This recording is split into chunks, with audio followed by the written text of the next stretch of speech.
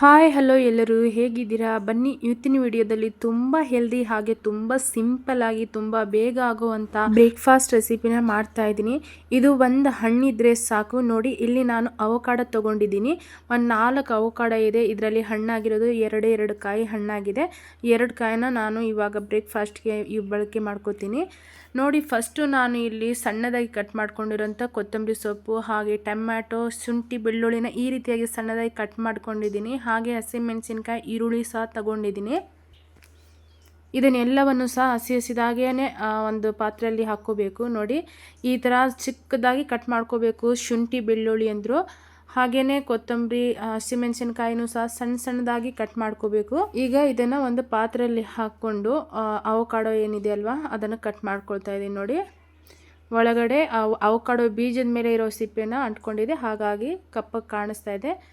ನೋಡಿ ಈ ಥರ ಒಂದು ಸಿಪ್ಪೆ ಇರುತ್ತೆ, ಅದು ತೆಗೆದ್ರೆ ಸಾಕು. ನೋಡಿ ಎಷ್ಟು ಚೆನ್ನಾಗಿ ಕ್ಲೀನಾಗಿ ಕಾಣಿಸ್ತಾ ಇದೆ ಅಂತ ಹಣ್ಣು. ಬಟರ್ ಫ್ರೂಟು ಹೆಸರು ತಕ್ಕನಂಗೆ ಬಟರ್ ಥರಾನೇ ಇರುತ್ತೆ. ಇದು ಒಂಥರ ಬೆಣ್ಣೆ ಥರಾನೇ ಇರುತ್ತೆ. ಈ ಹಣ್ಣಂತೂ ಸೂಪರ್ ಆಗಿರುತ್ತೆ, ನನಗೆ ತುಂಬಾ ಇಷ್ಟ. ಹಾಗೆಯೇ ಈ ಬ್ರೇಕ್ಫಾಸ್ಟ್ ರೆಸಿಪಿ ಅಂದರೂ ನಿಮಗೆ ತುಂಬ ಇಷ್ಟ ಆಗುತ್ತೆ. ನೋಡಿ ಈ ಥರ ಕಟ್ ಮಾಡಿಕೊಂಡು ಒಂದು ಸ್ಪೂನ್ ಸಹಾಯದಿಂದ ಈ ಥರ ಕ್ಲೀನಾಗಿ ಸಿಪ್ಪೆಯಿಂದ ತಕ್ಕೋಬೇಕು. ಈ ಥರ ಇದನ್ನು ತೆಗೆದುಕೊಳ್ತಾ ಇದ್ದೀನಿ. ಹಾಗೆ ನಮ್ಮ ಊರ ಕಡೆ ಹಳ್ಳಿ ಕಡೆ ಇರಲಿಲ್ಲ ಅಂದರೂ ಈ ಹಣ್ಣು ಸಿಗೋದೇ ಇಲ್ಲ. ಈ ಹಣ್ಣು ಗೊತ್ತು ಸಹ ಇಲ್ಲ, ಕೆಲವೊಬ್ರಿಗೆ ಗೊತ್ತೇ ಇರಲ್ಲ ಈ ಹಣ್ಣನ್ನು ತಿಂತಾರ ಏನು ಹಣ್ಣು ಅಂತ. ಹಳ್ಳಿ ಕಡೆ ಇರೋರಿಗೆ ಯಾರಿಗೂ ಗೊತ್ತಿರಲ್ಲ. ನೋಡಿ ಈಗ ನಾನು 2 ಹಣ್ಣನ್ನು ಕಟ್ ಮಾಡಿಕೊಂಡು ಇದಕ್ಕೆ ರುಚಿಗೆ ತಕ್ಕಷ್ಟು ಉಪ್ಪನ್ನು ಸಹ ಸೇರಿಸ್ಕೊಳ್ತಾ ಇದ್ದೀನಿ. ನೋಡಿ ಈ ಥರ ಒಂದು ಸ್ಪೂನ್ದಿಂದ ಈ ಥರ ಎಲ್ಲ ಚೆನ್ನಾಗಿ ಇದನ್ನು ಮ್ಯಾಶ್ ಮಾಡ್ಕೋಬೇಕಾಗತ್ತೆ. ಹಾಗೆಯೇ ನೋಡ್ತಾ ಇದ್ದೀರಲ್ವ ಚೆನ್ನಾಗಿ ಮಿಕ್ಸ್ ಮಾಡ್ಕೊಂಡಿದ್ದೀನಿ.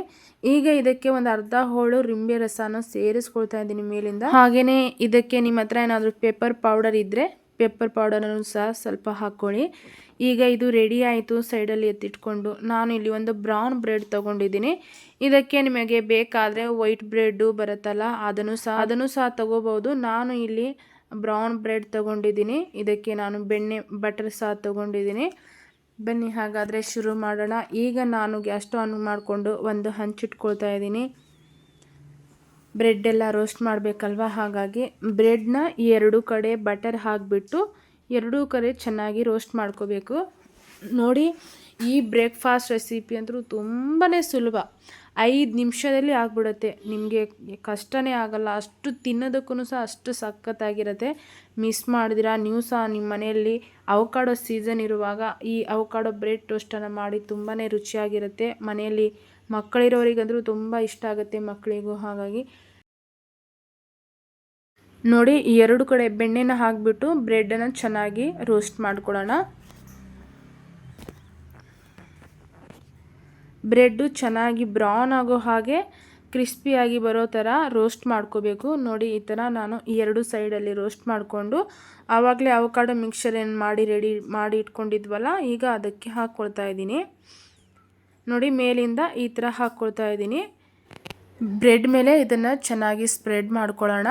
ಈ ರೀತಿಯಾಗಿ ಸ್ಪ್ರೆಡ್ ಮಾಡಿಕೊಂಡು ಇದೇ ಬ್ರೆಡ್ ಮೇಲೆ ಮತ್ತೊಂದು ಬ್ರೆಡ್ ಸ್ಲೈಸ್ ಏನಿದೆ ಅಲ್ವಾ ಅದನ್ನು ಈ ರೀತಿಯಾಗಿ ಮತ್ತೊಂದು ಬ್ರೆಡ್ ಮೇಲೆ ಹೀಗೆ ಇಟ್ಕೋಬೇಕು. ಈ ಥರ 2 ಬ್ರೆಡ್ಡನ್ನು ಒಂದರ ಮೇಲೆ ಒಂದು ಇಟ್ಬಿಟ್ಟು ಒಂದು ಸ್ವಲ್ಪ ಹೊತ್ತು ಇದನ್ನು ರೋಸ್ಟ್ ಮಾಡ್ಕೊಳ್ಳೋಣ. ಒತ್ತಿ 2 ಕಡೆ ಸ್ವಲ್ಪ ರೋಸ್ಟ್ ಮಾಡ್ಕೊಳ್ಳೋಣ. ಬ್ರೆಡ್ನ ಸ್ವಲ್ಪ ಕ್ರಿಸ್ಪಿಯಾಗಿ ರೋಸ್ಟ್ ಮಾಡಿಕೊಂಡ್ರೆ ತುಂಬಾ ಚೆನ್ನಾಗಿರುತ್ತೆ ತಿನ್ನೋಕ್ಕೆ. ಹಾಗಾಗಿ ಸ್ವಲ್ಪ ರೋಸ್ಟ್ ಆಗಬೇಕು, ಜಾಸ್ತಿ ಕಪ್ಪಗೂ ಮಾಡ್ಕೊಳ್ಳೋಕೆ ಹೋಗಬೇಡಿ. ಈ ರೀತಿಯಾಗಿ 2 ಸೈಡಲ್ಲಿ ರೋಸ್ಟ್ ಆಗಿದೆ. ಈಗ ನಾನು ಇದನ್ನು ಸೈಡಲ್ಲಿ ಒಂದು ಪ್ಲೇಟಲ್ಲಿ ತಗೊಳ್ತಾ ಇದ್ದೀನಿ. ನೋಡ್ತಾ ಇದ್ದೀರಲ್ವ ಎಷ್ಟು ಚೆನ್ನಾಗಿ 2 ಸೈಡಲ್ಲಿ ರೋಸ್ಟ್ ಆಗಿದೆ ಅಂತ. ತುಂಬ ಈಸಿಯಾಗಿರುವಂಥ ರೆಸಿಪಿ ಇದು, ಹಾಗೆ ತುಂಬ ಹೆಲ್ದಿನೂ ಸಹ. ಬ್ರೆಡ್ ಅಂದರೂ ಬ್ರೌನ್ ಬ್ರೆಡ್ ತೊಗೊಂಡಿದ್ದೀನಿ. ಆದಷ್ಟು ನೀವು ಬ್ರೆಡ್ ತಿನ್ನೋರಿದ್ದರೆ ಬ್ರೌನ್ ಬ್ರೆಡ್ ತೊಗೊಳ್ಳಿ, ತುಂಬ ಚೆನ್ನಾಗಿರುತ್ತೆ. ಈಗ ನಾನು ಈ ಬ್ರೆಡ್ಡನ್ನು ಒಂದು ಪ್ಲೇಟಲ್ಲಿ ಇಟ್ಕೊಂಡು ಈ ರೀತಿಯಾಗಿ ಕಟ್ ಮಾಡ್ಕೊಳ್ತಾ ಇದ್ದೀನಿ. ನೋಡಿ ಈ ರೀತಿಯಾಗಿ ಬ್ರೆಡ್ಡನ್ನು ಕಟ್ ಮಾಡ್ಕೊಳ್ಳೋದ್ರಿಂದ ನಮಗೆ ತಿನ್ನೋಕ್ಕೂ ಸಹ ಈಸಿಯಾಗಿರುತ್ತೆ ಕೈಯಲ್ಲಿ ಹಿಡ್ಕೊಂಡು. ಹಾಗಾಗಿ ಈ ಥರ ಕಟ್ ಮಾಡಿಕೊಂಡ್ರೆ ಸಾಕು. ನೋಡ್ತಾ ಇದ್ದೀರಲ್ವಾ ಎಷ್ಟು ಚೆನ್ನಾಗಿ ನಮ್ಮ ಅವಕಾಡೋ ಸ್ಯಾಂಡ್ವಿಚ್ ರೆಡಿ ಆಯಿತು ಅಂತ. ನೋಡಿ ಎಷ್ಟು ಸೂಪರಾಗಿ ಬಂದಿದೆ ಅಂತ. ಹಾಗೆಯೇ ನೀವು ಯಾವತ್ತಾದರೂ ಈ ಅವಕಾಡೋಯಿಂದ ಒಂದು ಬ್ರೆಡ್ ಸ್ಯಾಂಡ್ವಿಚ್ ಮಾಡಿಲ್ಲ ಅಂದರೆ ಮಿಸ್ ಮಾಡಬೇಡಿ. ನೀವು ಒಂದು ಸರಿ ತಿಂದರೆ ಸಾಕು, ನಿಮಗೆ ಇದು ಫೇವ್ರೇಟ್ ಆಗಿಬಿಡುತ್ತೆ, ಅಷ್ಟು ಚೆನ್ನಾಗಿರುತ್ತೆ. ನಾನು ಕೂಡ ಈ ಅವಕಾಡೋ ಸ್ಯಾಂಡ್ವಿಚ್ ಮೊದಲನೇ ಬಾರಿ ತಿಂದಾಗ ಅವತ್ತಿಂದ ನನಗೆ ಇದು ಫೇವ್ರೇಟ್ ಆಗೋಯಿತು. ಅಷ್ಟು ಚೆನ್ನಾಗಿರುತ್ತೆ, ತುಂಬ ಹೆಲ್ದಿಯಾಗಿರೋ ಫುಡ್ಡು ಇದು.